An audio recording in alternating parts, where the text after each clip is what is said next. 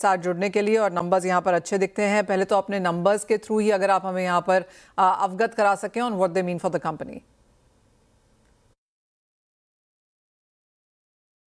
हमारे इस बार परफॉर्मेंस बहुत ही अच्छा रहा है। जो माइंड मेटल है, एमआईसी का प्रोडक्शन 268,000 टन, जो लास्ट ईयर सेम क्वार्टर से 1% ज्यादा है। Highest ever quarter one mind metal production, metal production 260 केटी, और हमने जो कंसंट्रेट बेचा है उसके थ्रू अगर जोड़े तो करीब 266 केटी आता है। सिल्वर प्रोडक्शन 149 टन और कंसंट्रेट का थ्रू करीब 9 टन का इक्विवेलेंट सिल्वर सेल हुआ है। दोनों जोड़ने से 158 ton. All numbers are good numbers, and this shows that we are on a strong footing to deliver हमारे जो 1.1 मिलियन टन का डिलीवरी का कमिटमेंट था वो हम पूरा कर पाएंगे इस साल। EBITDA अगर हम देखते हैं तो 8,074 करोड़ एक क्वार्टर में हाईएस्ट एवर है। EBITDA नेट प्रॉफिट 5,469 करोड़, ये अपने आप में एक हाईएस्ट एवर नंबर है। इसी रफ्तार से चला तो लगभग हम लोग साल का एंड हो सकता है 4 गुना करेंगे, तो जो कि इससे पहले कभी नहीं हुआ। अच्छा नंबर्स आया है, और इसके पीछे जो कारण है हाई एलएमई है। हमारा प्रोडक्शन वॉल्यूम बढ़ा है लास्ट ईयर सेम क्वार्टर से। सिल्वर प्राइसेस आर हाई, हमारे जो एसिड से इनकम होता है वो भी बढ़ा है। ये सब कॉस्ट हमारे सबसे कम रहा है in last so many years, तो इसीलिए ये रिजल्ट हम दे पाए हैं सबको। अरुण जी, अगर चांदी यहाँ पर देखा जाए तो प्रोडक्शन यहाँ पर थोड़ा सा फ्लैट दिखाती है। प्रोडक्शन आगे जाकर कैसी रह सकती है? और जिस तरह से हमने चांदी के प्राइसेस में इतनी वॉलेटिलिटी आते हुए देखी है, $120 की चांदी अब $60 भी होल्ड नहीं कर पा रही है, आपकी क्या सेंस है?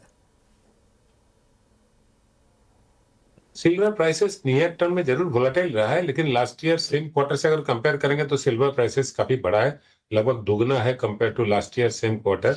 सिल्वर का कंट्रीब्यूशन एबिटा में करीब 46% है, और आने वाला समय में मेरे उम्मीद है कि जो अभी का जो प्राइस है उससे लगभग $10 ज्यादा कम के अंतर ही वो फ्लक्चुएट करेगा, $50 से $70 तक, एंड वो हमारे लिए अच्छा ही रहेगा। अरुण जी, साथ ही साथ अगर यहाँ पर जिंक की कॉस्ट ऑफ प्रोडक्शन देखें, जैसे आपने कहा कि कांस्टेंट वहाँ पर डिक्लाइन है, इंडस्ट्री में शायद सबसे बेहतर है, आगे जाकर क्वार्टरली प्रोडक्शन कैसी रह सकती है और जिंक के प्राइसेस को लेकर आपकी क्या सेंस है? जिंक का डिमांड स्ट्रांग है, जिंक का प्राइसेस भी स्ट्रांग रहेगा आने वाला समय में। हमारे समझ से उसका जो रेंज ऑफ वेरिएशन मैक्सिमम मैं प्रेडिक्ट कर सकता हूँ $100 के लगभग होगा। लेकिन जो कॉस्ट ऑफ प्रोडक्शन है, हमने बहुत अच्छा कॉस्ट इस बार दिया है, जबकि हमारे जो इनपुट साइड में डोमेस्टिक कोल जो हमारा क्वार्टर फोर में करीब 66% था वो घट करके 36% हुआ। अभी मानसून खत्म होगा तो कोल इंडिया का प्रोडक्शन नॉर्मली बहुत बढ़ता है, तो आने वाले क्वार्टर में हमारे डोमेस्टिक कोल का सप्लाई बढ़ेगा तो मेरा पावर कॉस्ट और कम होगा। जो रिन्यूएबल पावर का हमने करार किया था सेरेंटिका के साथ, उसमें हमको 27% रिन्यूएबल पावर मिलना था, जिसके जगह में 14% ही मिला है। तो आने वाला समय में अभी विंड पावर कमीशन हो चुका है, तो वो भी बढ़ेगा। इस साल का अंत तक मुझे उम्मीद है कि 30% से ज्यादा ही रिन्यूएबल पावर आ जाएगा, और एसिड का क्रेडिट चलता रहेगा। तो हमारे हिसाब से इस सारे जगह जोड़ेंगे तो जो $900 से नीचे कॉस्ट को हम लोग रखे हैं वो और नीचे ही रहेगा, तो और प्रोडक्शन भी बढ़ेगा साथों साथ, इसीलिए कॉस्ट का तरफ से भी बड़ा बहुत ही अच्छा कंट्रीब्यूशन रहेगा। साथ ही अगर हम वेस्ट एशिया कंसर्न्स को देखें, माइनिंग कंपनीज की इनपुट कॉस्ट को लेकर चिंताएं बनी हैं, सल्फर में इश्यूज यहाँ पर देखने को मिले, ओवरऑल मेटल डिमांड यहाँ पर आपको पूरे बास्केट में कैसी नजर आती है? नो, अगर मेरा जो मिडिल ईस्ट क्राइसिस है उससे जरूर डीजल और fossil fuel related all energy components में असर पड़ा है, तो उसका असर लगभग $40 से $50 पर टन का असर है। लेकिन मिडिल ईस्ट क्राइसिस से ये भी एक फायदा है कि सल्फर का प्राइसेस ज्यादा है, जिसके चलते हमारे एसिड को ये अच्छा प्राइस मिला है, तो ये लगभग नलीफाई किया है। अगर जितना मिडिल ईस्ट क्राइसिस के लिए एसिड प्राइस कॉस्ट का इम्पैक्ट है, उससे ज्यादा पॉजिटिव इम्पैक्ट हमारा एसिड प्राइसेस से हुआ है, और इसकी तभी हम ये कॉस्ट अचीव कर पाए हैं इस बार का प्रोडक्शन से। Point taken. आपने यहाँ पर अर्लियर कॉन्वर्सेशन में रेयर अर्थ जैसे कि लिथियम है, एटॉमिक मिनरल्स, यूरेनियम, ये नेक्स्ट फ्रंटियर्स रह सकते हैं इंडिया के लिए।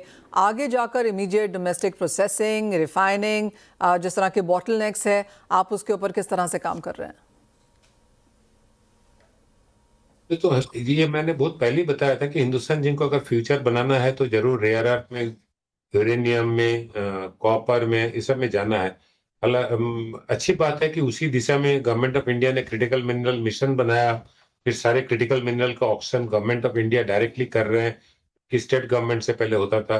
अब इसके चलते क्या है, हिंदुस्तान जिंक इतने कम समय में 4-5 ब्लॉक का उनको मिल चुका है। अब एक्सप्लोरेशन स्टार्ट हो रहा है। तो आने वाले समय में ये पोटाश, टंगस्टेन, है ना, ये सब मिनरल भी हमारे इसमें, मोनाजाइट है हमारे नवाडला ब्लॉक यूपी में, जिससे कि नियोडिमियम बनता है, जो कि मैग्नेट मेकिंग मटेरियल है। तो ये सारे चीज आ जाएगा। अभी जैसे हमको एक कर्नाटका में इट्रियम का ब्लॉक मिला है। इट्रियम मिलने से रेड एलईडी जो बनता है, बहुत सारे मेडिकल पर्पज में उसका एप्लीकेशन है। तो हिंदुस्तान जिंक आने वाले 5 से 10 साल का अंदर में एक ऐसा कंपनी के रूप में जाना जाएगा जिसका पोर्टफोलियो में काफी सारे मेटल होंगे, कुछ बेस मेटल, कुछ क्रिटिकल मिनरल, जो कि सारे देश के डेवलपमेंट के लिए बहुत उपयोगी होगा। हम लोग साथ ही साथ हमारा जो टेलिंग्स रिप्रोसेसिंग प्लांट लगा रहे हैं, 10 मिलियन टन का वर्ल्ड का लार्जेस्ट टेलिंग रिप्रोसेसिंग प्लांट, हमने इन्वेस्टिगेशन और रिसर्च जारी रखे हैं। उसमें से सिल्वर, जिंक, लेड के अलावा जर्मेनियम, गैलियम इत्यादि क्रिटिकल मिनरल को उसमें से निकाले। अगर हम जर्मेनियम निकालने में सफल हो जाए तो वो अपने आप में हिंदुस्तान जिंक को एक और ऊंचाई पर ले जाएगा। राइट, तो यानी कि अगले 5-10 सालों में सिर्फ जिंक और चांदी नहीं, बहुत सारे दूसरे मेटल्स भी यहाँ पर हिंदुस्तान जिंक माइनिंग करेगा। चांदी पर फिर से लौटना चाहेंगे, और आप सबसे बड़े प्रोड्यूसर हैं, माइनिंग कंपनी है चांदी के इंडिया में। किस तरह का आउटपुट आगे बनता हुआ देखेंगे और कितना सस्टेनेबल है ये? तो बिल्कुल क्योंकि हमारे जो एक्सपेंशन प्लान है उसमें सिल्वर का टारगेट, हम लोगों ने 1500 टन सिल्वर प्रोडक्शन का टारगेट रखे हैं। एंड यस, ये जो सिल्वर का डिमांड है, आप अगर मार्क किए होंगे कि Q1 में हमने जो और माइनिंग किया, उसमें सिल्वर का प्रतिशत करीब 111% का पार्ट्स पर मिलियन सिल्वर था, जो कि लास्ट ईयर सेम क्वार्टर से करीब 88 पार्ट्स पर मिलियन से काफी ज्यादा है। तो हम जरूर जैसे जैसे हम माइनिंग में अपना सुपीरियरिटी अचीव कर रहे हैं, हम कोशिश करें और अच्छा ग्रेड सिल्वर वाले ओर ब्लॉक का माइनिंग करें। Point taken mister Mishra, as always बहुत शुक्रिया साथ जुड़ने के लिए। और